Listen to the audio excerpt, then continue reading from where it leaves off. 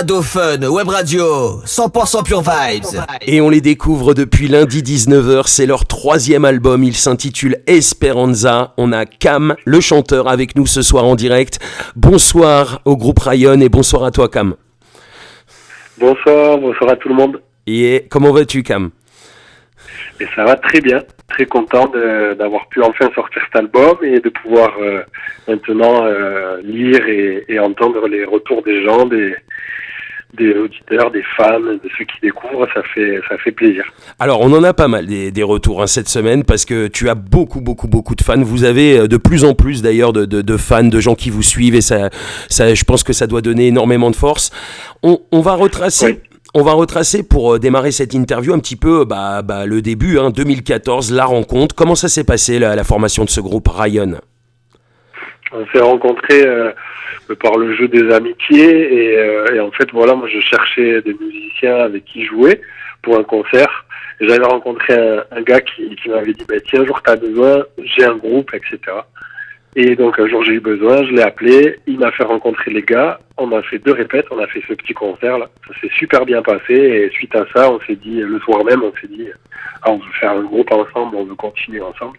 Ouais. Et voilà, c'était la naissance de Ryan et du coup ça date de 2014, on s'est rencontrés.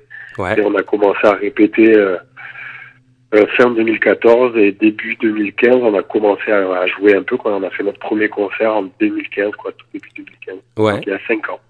Il y a 5 ans, voilà. Donc c'est comme ça qu'a démarré Ryan. Vous avez enregistré un premier EP à cette époque-là ? Ouais, c'est ça. En fait, de suite, on a enregistré 2-3 morceaux pour avoir une petite maquette, pour démarcher les lieux, pour trouver des concerts. Ouais. Et puis très vite, on a vu qu'il y avait un retour des gens. On a eu la chance de faire des premières parties sympas d'entrée et on a eu plein de retours positifs. Donc ça nous a motivés. On a enchaîné sur un premier album dans la foulée, enregistré avec les moyens du bord, simplement. Et puis à partir de là, ça n'a pas arrêté de s'enchaîner. Et voilà, toute proportion gardée, on a de plus en plus de fans et on est content de voir que notre musique elle plaît bien. Et on en est donc à notre 3e album là, avec beaucoup de bonheur. Ouais. Et beaucoup de plaisir de voir qu'il y a plein de gens qui ont envie de passer le message avec nous, à travers nous, qui nous soutiennent et tout, donc on est super contents. Alors, on espère pouvoir nous jouer. Alors nous en tout cas on a kiffé vraiment. Il y a beaucoup de gens qui ont réagi cette semaine encore à l'émission et à la diffusion de vos titres inédits, extraits de l'album Esperanza qui est donc sorti vendredi dernier dans les bacs. Il est disponible partout sur toutes les plateformes de téléchargement légal à se procurer d'urgence. Encore un album qui fait avancer la scène reggae française, je le dis à chaque fois mais c'est vrai.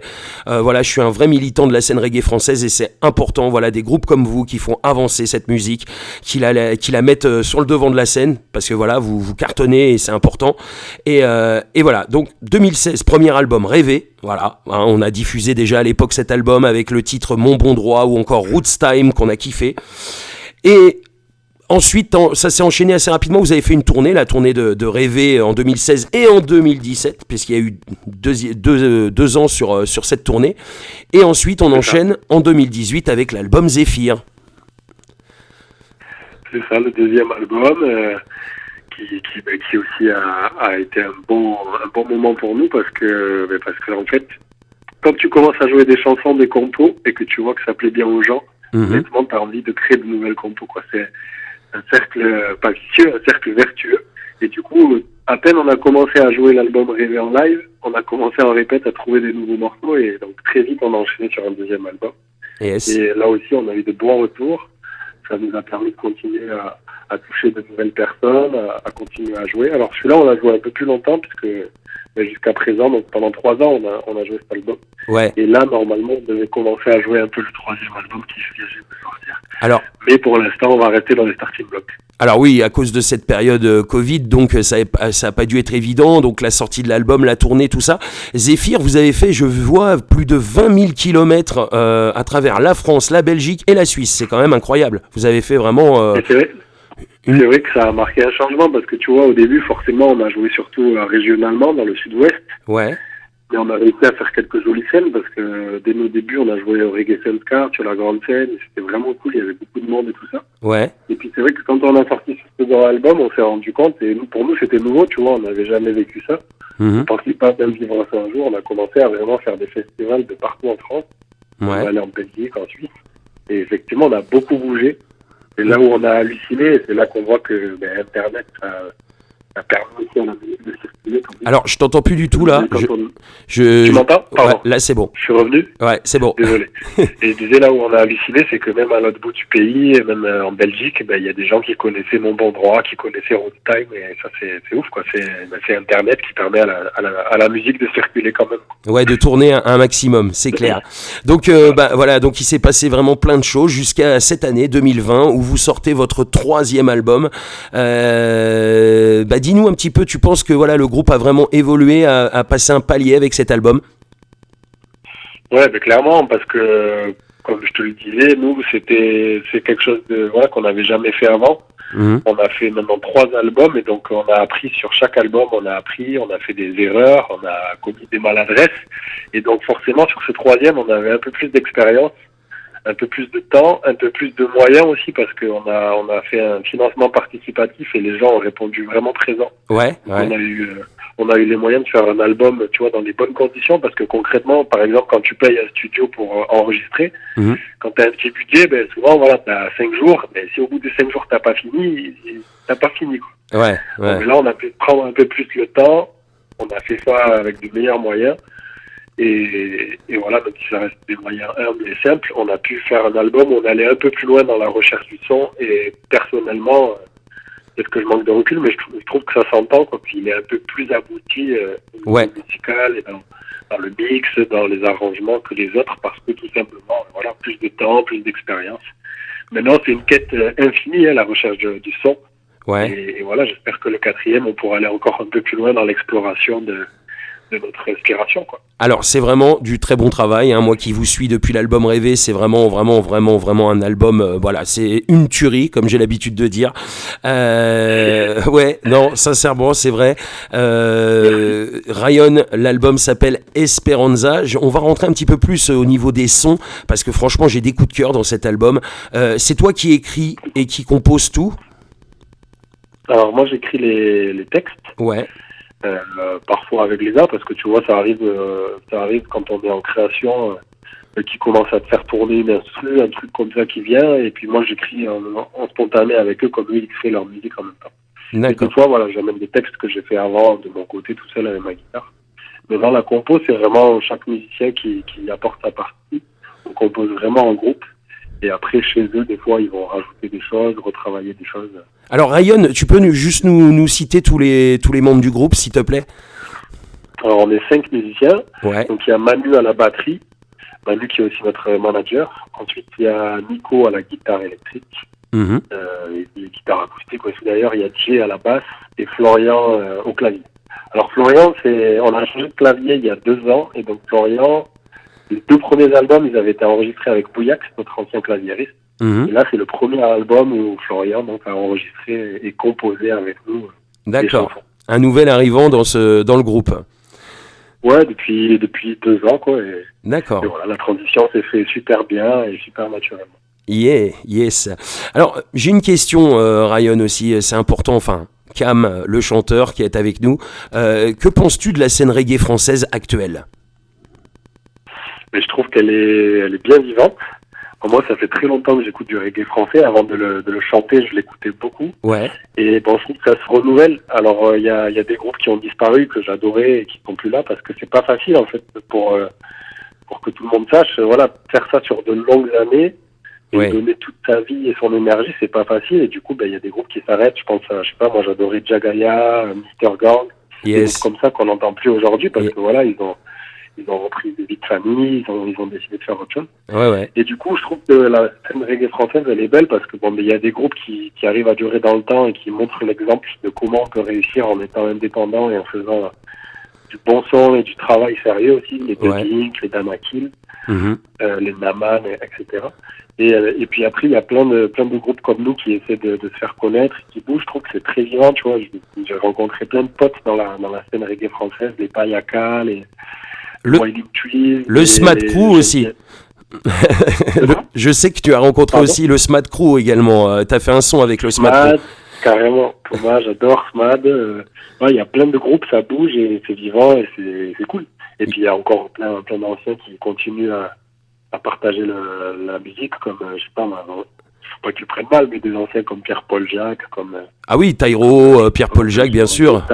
Toujours. Tyro, toujours là, voilà. Donc la scène reggae elle est vraiment présente, vivante, et c'est une bonne chose. Yes, c'est et cool. Ça prouve qu'il y a du monde qui kiffe le reggae et qui a envie d'écouter du reggae dans les festivals. Il y a toujours du reggae de programmé parce que les gens, et même les jeunes, kiffent le reggae. Ouais.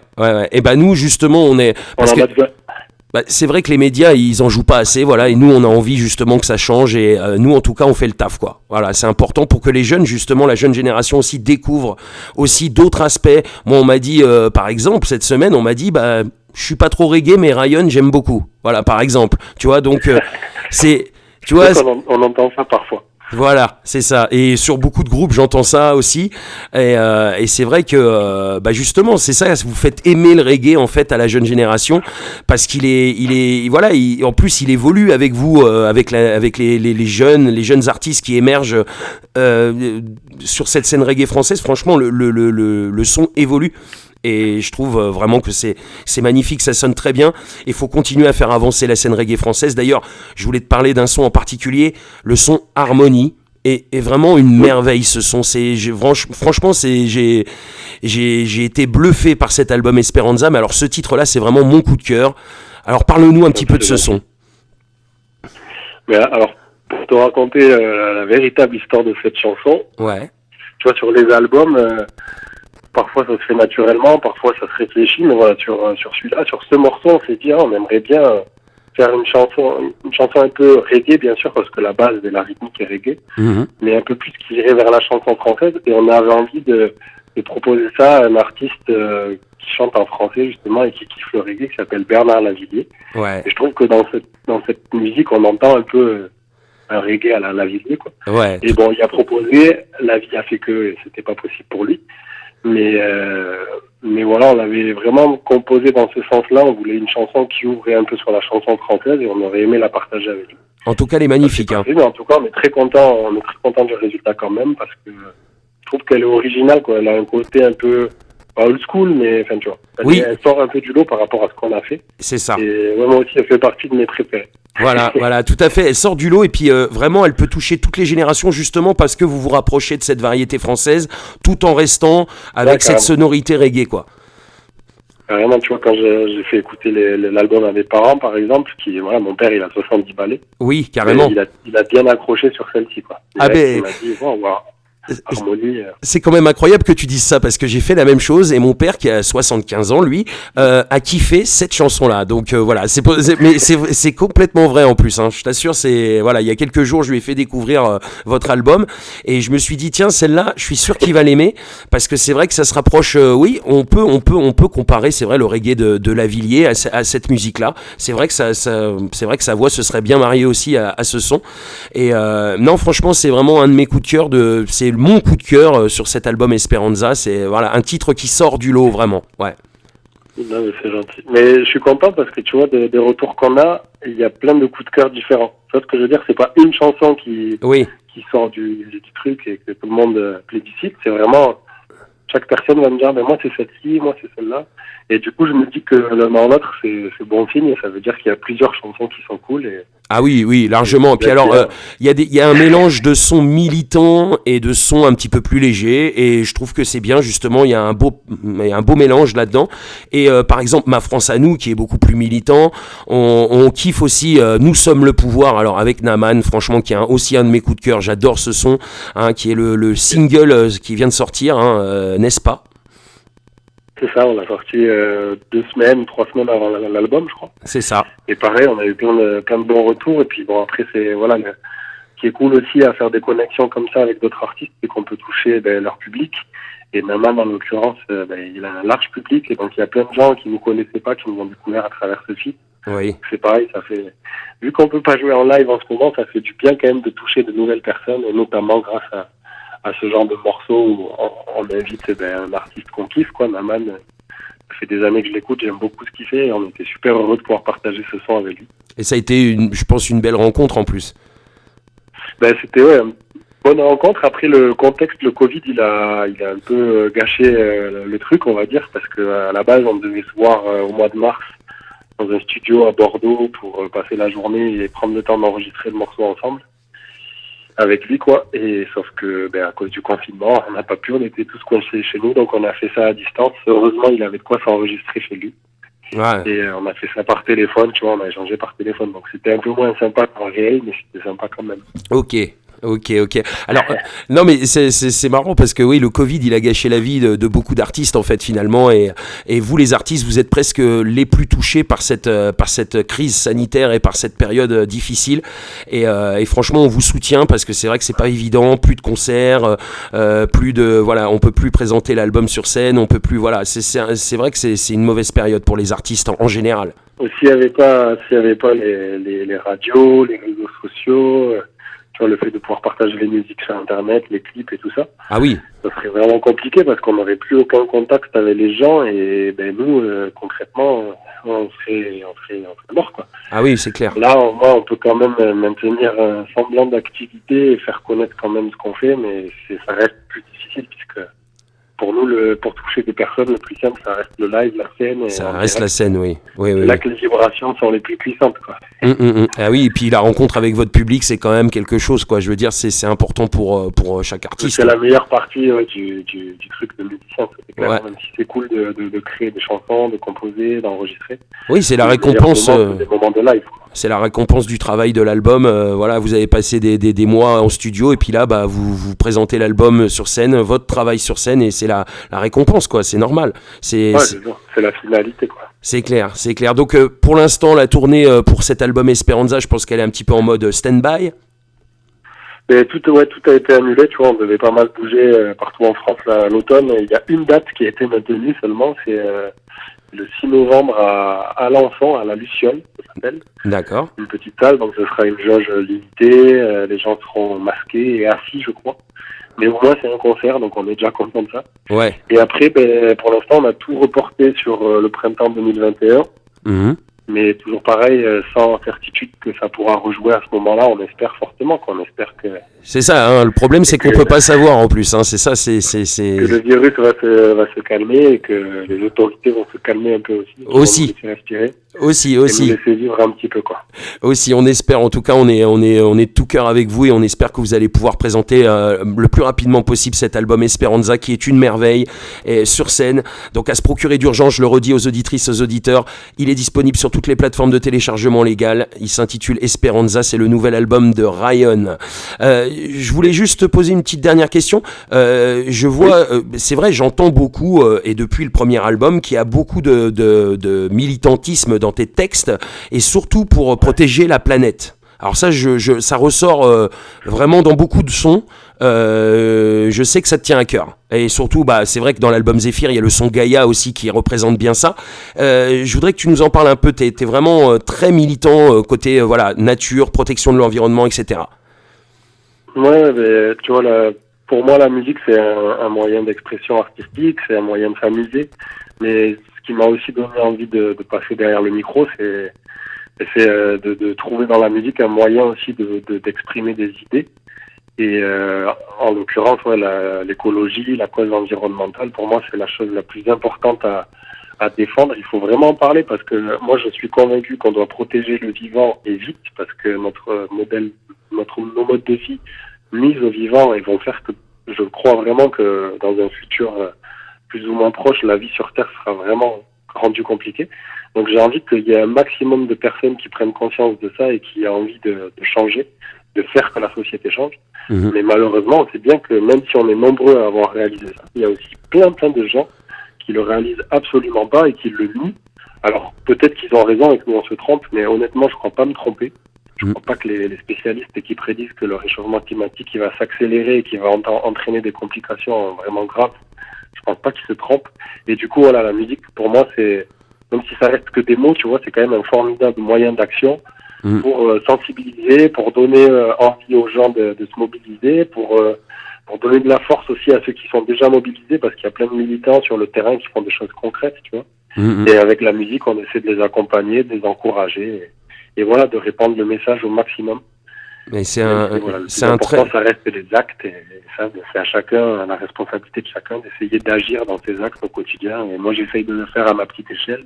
Ouais. Et avec nos chansons, on essaye de donner envie aux gens de le faire aussi à leur échelle. Et chacun, voilà, doit le faire à son échelle, c'est important. Voilà, le message c'est un message très important en tout cas. Merci à toi, Cam.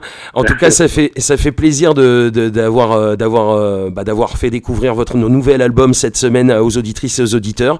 Ça fait vraiment plaisir, vraiment plaisir. C'est une réussite, un très beau travail. Et voilà, vous pouvez en être fiers. Donc continuez comme ça. J'espère qu'on va vous retrouver pour un 4e album très bientôt et qu'on continuera à écouter vos sons qui sont vraiment, voilà, c'est magnifique. C'est un bel album de reggae français et je suis fier de le présenter donc à la radio cette semaine. Si tu as des big up à faire, c'est le moment. Et déjà un gros big up à toi et à la radio. Merci beaucoup pour le support. Merci pour les mots que tu viens de dire. Ça fait chaud au cœur, franchement. Et comme je disais, en ce moment, ça manque de pas avoir de contact avec les gens. Donc même à travers une radio, un coup de téléphone ou un message, ça fait du bien d'avoir des retours comme le tien. Yes. Donc merci à toi. Et puis merci à tous les gens qui nous ont soutenus pour que cet album y voit le jour. À tous les gens qui nous aident en faisant tourner le son autour d'eux, parce que c'est vraiment le plus important pour nous, le bouche à oreille. Donc merci de faire ça et continuez à le faire. Faites tourner, partagez nos sons autour de vous, à vos amis, à vos familles. Et voilà, prenez tous bien soin de vous, prenez soin des autres. Et prenons soin tous ensemble de mère nature, parce que je crois que c'est la priorité, quoi. Il faut vraiment préserver le vivant, et si on s'applique à faire ça, le reste derrière, c'est de la logique, quoi. Tu vois, si tu fais attention à l'environnement, tu fais forcément attention à tes voisins, tu fais forcément attention à respecter les différences de chacun, à vivre dans la paix. C'est logique, quoi. Il faut respecter le vivant. Yes. Tout simplement. Ce sera le message de Cam de Ryan en ce vendredi soir. Pour terminer, j'ai la dernière petite question pour cette interview. On a déjà rentré le son avec Naman, hein, Nous sommes le pouvoir en playlist. À part celui-là, si tu avais un son que tu aimerais qu'il soit en playlist sur Radio Fun Web Radio, quel serait ce son? Voilà. Et un que j'aime beaucoup aussi de l'album et qui est, je trouve, assez fédérateur et qui aborde des thèmes assez larges et qui est positif, que j'aime beaucoup, c'est Ma France à nous. Ma France à nous, ok. Donc on va rentrer celui-là dès lundi en playlist, voilà. Merci beaucoup. Yes, c'est cool. Non mais c'est un vrai plaisir et puis continuez comme ça. Bonne continuation au groupe Ryan. Je l'espère très bientôt le retour de la scène. Hein. Je l'espère très bientôt en tout cas. Et plein de bonnes choses pour vous pour la suite et à très vite. Voilà. Merci beaucoup. Gros big up Cam. C'était Cam de Ryan en direct. Merci à toi.